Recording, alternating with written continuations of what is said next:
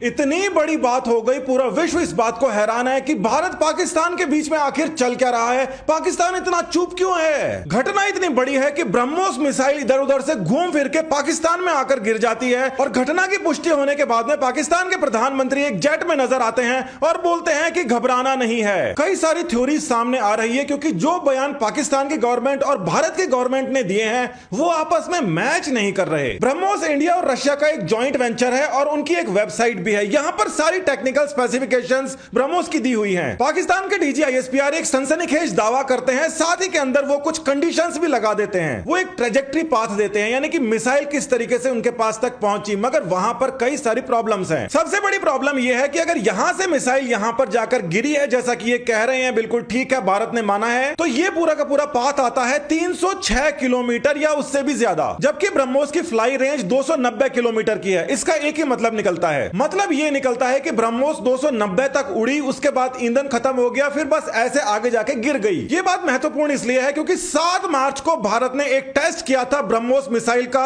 और ये देखिए यहां पर एक झंडा दिखाई दे रहा है। ब्रह्मोस को 200 किलोमीटर से भी ज्यादा दूर से इस झंडे को हिट करने के लिए फेंका गया था और वो यहां पर आकर गड़ गई। इससे दो बातें सिद्ध होती हैं कि ब्रह्मोस इतनी ज्यादा पर्टिकुलर, इतनी ज्यादा एक्यूरेट है जितना आपका जीपीएस एक्यूरेट होता है। और दूसरी बात यह है कि ये ब्रह्मोस अगर फटी नहीं थी तो पाकिस्तान वाली ब्रह्मोस फटी कैसे, जबकि वहां के आईएसपीआर कह रहे हैं कि इस पर वॉरहेड नहीं था। मतलब ये उनका बयान है कि उस पर वॉरहेड नहीं था, तो धमाका तो हो ही नहीं सकता था क्योंकि ईंधन 290 किलोमीटर के ऊपर खत्म हो चुका था। पूरा वर्ल्ड और खासकर वेस्टर्न कंट्रीज ये मान रही हैं कि पाकिस्तान जानबूझकर इस स्थिति को डाउन प्ले करने की कोशिश कर रहा है क्योंकि भारत से वो झगड़ा मोल नहीं लेना चाहता। बिल्कुल अच्छी बात है, दोनों के दोनों अगर कंट्रीज मैच्योरली इस तरीके से बिहेव करेंगी तो ये पूरे सबकॉन्टिनेंट के लिए अच्छा है, खासकर पाकिस्तान के लिए बहुत ही अच्छा है। पाकिस्तान केवल निंदा करके रह जाता है और मिनिस्ट्री ऑफ डिफेंस पाकिस्तान की निंदा के बाद में एक स्टेटमेंट जारी करती है और वो भी बहुत ही छोटा स्टेटमेंट था। इसमें ऐसा कहा जाता है कि गलती से उड़ गई मिसाइल, एक्सीडेंट हो गया, मगर ब्रह्मोस के अंदर सेल्फ डिस्ट्रक्टिव मैकेनिज्म लगा है, गलती से उड़ती तो वो रास्ते के अंदर फोड़ी जा सकती थी। अब इस घटना का एक दूसरा एंगल भी सामने आता है जिसके ऊपर कहीं पर चर्चा नहीं है, मगर यह बहुत ही इंपॉर्टेंट है। सबसे इंपॉर्टेंट बात तो यह है कि जो सुपरसोनिक मिसाइल्स हैं उसके ऊपर किसी भी प्रकार का एयर डिफेंस सिस्टम काम नहीं करता,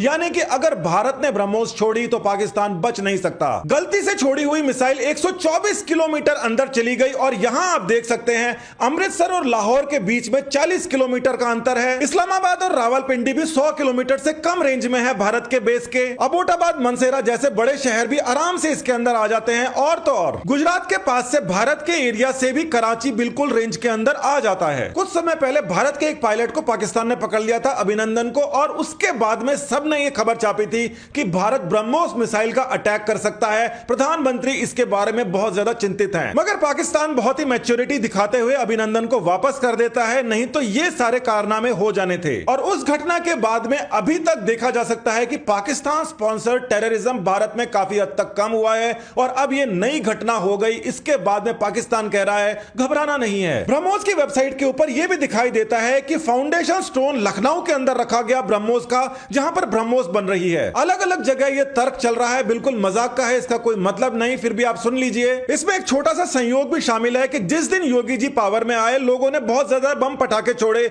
और उसी दिन अजीबोगरीब तरीके से यह मिसाइल भी छोड़ दी गई पाकिस्तान के ऊपर। मिसाइल वाली चीजें इस तरीके से काम नहीं करती, इस प्रकार के मीम्स बनाने अच्छे लगते हैं, मगर जब दो देशों के बीच में बात होती है जिसके अंदर भारत के पास में न्यूक्लियर कैपेबिलिटीज भी हैं, तो इस प्रकार की चीजें काफी चिंता करने लायक होती हैं। चाइना पाकिस्तान को डुप्लीकेट माल बेच बेच के बहुत पैसे कमा रहा है और वो कहता है कि हमारे J-10, J-7 वगैरह जितने भी विमान हैं ये बहुत ज्यादा सुपीरियर हैं। इतना ही नहीं, HQ-9P नाम का सस्ता जुगाड़ पाकिस्तान को टिका दिया गया और वो पता पड़ गया कि किसी भी काम का नहीं है। कम से कम 124 किलोमीटर तक तो बिल्कुल काम का नहीं है, उसके आगे भी शायद ना हो। और साथ ही के अंदर यूक्रेन से एक खबर आती है कि जो S-400 सिस्टम भारत ने लिया है वो इतना सटीक है कि बेलारूस से उड़कर उसने यूक्रेन की राजधानी में उड़ते हुए एक प्लेन को मार गिराया है। यह बहुत ही बड़ी खबर है कि रशियन मेड S-400 दूसरी कंट्री से ऑपरेट करते हुए भी दूसरी कंट्री के विमानों को उड़ते ही मार गिराता है। और इस खबर के साथ यह भी प्रूव हो जाता है कि S-400 कॉम्बैट रेडी है, यानी कि लड़ाई के अंदर वो जांचा परखा गया है।